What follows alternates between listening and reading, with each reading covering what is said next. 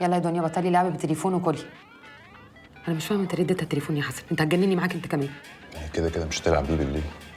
ما عندها تليفون. يعني انت بتسيبيه لها؟ خلاص يا دودو سيبي التليفون، كملي اكلك، ما تزعليش ماما مننا. هو انت هتقعدي معانا قد ايه يا طنط فاتن؟ الليله دي بس يا حبيبتي، هبات معاكم وبكره ان شاء الله الصبح هسافر بقى اروح بيت عيلتي في طنطا. طب ما تخليكي قاعده معانا شويه. تعرفي تلعبي بالبازل؟ انا بركب واحد 250 حته. تكملي معايا الليله دي؟ برافو عليكي، خلاص اتفقنا، بس ما تزعليش بقى لو خلصتهولك كله في ليله واحده. على فكره دي مش عزومه مراكبيه، البيت بيتك برضه، احنا اللي ضيوف. لو عايزه تقعدي كام يوم او اي فتره انت عايزاها لحد ما ترتبي امورك، احنا مفيش عندنا اي مشكله، تنورينا.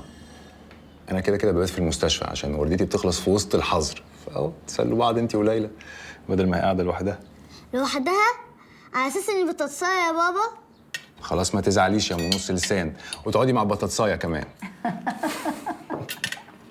معلش، اصل انا لازم ارتب اموري بسرعه، والبيت مقفول بقاله سنين، ده اكيد هيحتاج شغل كتير، وانا الحقيقه يعني انا ما بحبش اتقل على حد.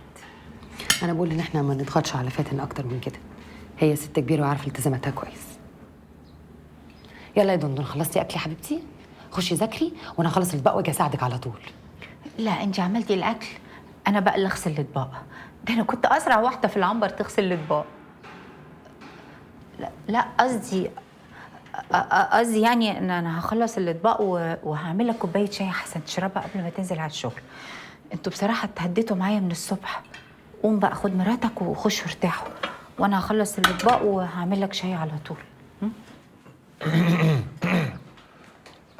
انا هخلص الواجب بسرعه عشان نعمل بازل يا فاتن. اسمها طن